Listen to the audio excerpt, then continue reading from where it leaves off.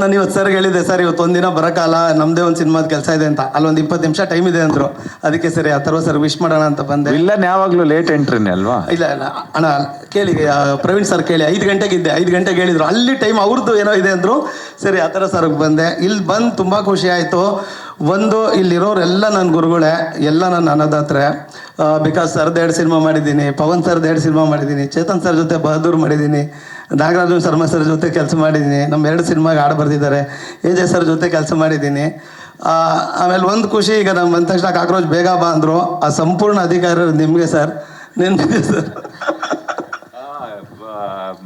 ಯಾಕೆ ಅಂತಂದ್ರೆ ಮೊದಲನೇ ಹೆಸರು ಈ ಸುದಿದು ಬೇರೆ. ನಮ್ಮ ಆಫೀಸ್ಗೆ ಒಂದ್ಸರಿ ಬಂದಾಗ ಕಿಸ್ ಫಿಲಮ್ ಟೈಮಲ್ಲಿ ಒಂದು ಕ್ಯಾರೆಕ್ಟರ್ ಇತ್ತು, ಬಾಯಲ್ಲಿ ಒಂದು ಕ್ಯಾರೆಕ್ಟರ್ ಮಾಡ್ಬೇಕಂತ ಇವನ್ನ ಕರೆಸ್ತಾನೆ. ನನ್ನ ಫ್ರೆಂಡ್ ಬಂದಿದ್ದ ಮಂಡ್ಯದಿಂದ. ಅವನು ಸ್ವಲ್ಪ ಈ ಜ್ಯೋತಿಷ್ಯ ಇದೆಲ್ಲನೂ ಒಂಚೂರು ನೋಡೋಣ ಅವನು, ಆಯ್ತಾ? ಅವನು ಮೊಬೈಲ್ ತೆಗ್ಬಿಟ್ಟು ನಿಮ್ಮ ಡೇಟ್ ಆಫ್ ಬರ್ತ್ ಹೇಳಿ ಅಂತಂದ. ಇವ್ರು ಡೇಟ್ ಆಫ್ ಬರ್ತ್ ಹೇಳಿದ್ರು, ಹೆಸರೆಲ್ಲ ಹೇಳಿದ್ರು. ನಿನ್ಗೆ ಸುದಿ ಅಂತಂದ ಇಟ್ಕೊಂಡ್ರೆ ಚೆನ್ನಾಗಿರಲ್ಲ ನಿನ್ ಲೈಫು, ಹೆಸರು ಚೇಂಜ್ ಮಾಡ್ಕೊ ಅಂತ. ಕಾಯಿಂದ ಬರ್ಬೇಕು, ಆ ಥರದ್ದು ಯಾವ್ದಾದ್ರು ಒಂದು ಹೆಸರು ಚೇಂಜ್ ಮಾಡ್ಕೊ ಅಂತಂದ.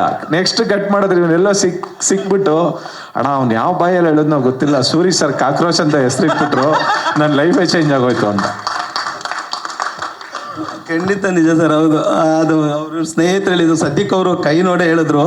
ಅವತ್ತೇನಾದ್ರು ಆರ್ಯವರ್ಧನ್ ಸರ್ ಬಂದ್ಬಿಟ್ಟಿದ್ರೆ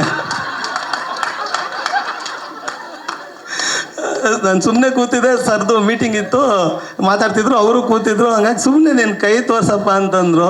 ಒಳ್ಳೇದಾಯ್ತು ಸರ್. ಹಾಗೇನೋ ನಿಮ್ಗೆ ಗುರುಗಳು ಪರಿಚಯ ಇದ್ಬಿಟ್ಟಿದ್ರೆ ಇನ್ನೇನು ಕೇಳಿ. ಸೊ ಹಂಗಾಗಿ ಅಲ್ಲಿಂದ ಶುರು ಆಯಿತು. ಆಮೇಲೆ ಇಲ್ಲಿ ಒಂದು ಹೇಳ್ಬೇಕಂದ್ರೆ ನಾನು ಎಲ್ಲರ ಜೊತೆ ಕೆಲಸ ಮಾಡಿದ್ದೀನಿ, ಹಂಗೆ ಅಥರ್ವ ಸರ್ ಜೊತೆನೂ ಕೆಲಸ ಮಾಡಿದ್ದೀನಿ. ಬಿಕಾಸ್ ನಮ್ಮದು ಸೈನ್ ಬೋರ್ಡ್ಸು, ಅವರು ಆರ್ಕಿಟೆಕ್ಟು, ತುಂಬ ಕೆಲಸ ಕೊಟ್ಟಿದ್ದಾರೆ. Thanks sir. ಯಾರು ತುಂಬ ಸತಿ ನೋಡಿದ್ದೀನಿ ಡೇ 1ನಿಂದನೂ.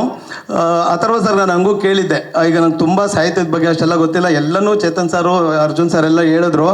ಒಂದು ಮಾತ್ರ ಕೇಳಿದೆ, ಸರ್ ಇನ್ನೊಂದು 10 ಲಕ್ಷ ಹಾಕಿದ್ರೆ ಸಿನಿಮಾ ಮಾಡ್ಬೋದಾಗಿತ್ತಲ್ಲ ಸರ್ ಅಂತ.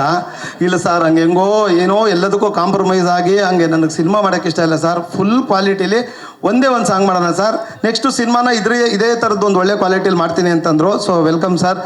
ತುಂಬ ದೊಡ್ಡವರ ಆಶೀರ್ವಾದ ಇದೆ ನಿಮಗೆ.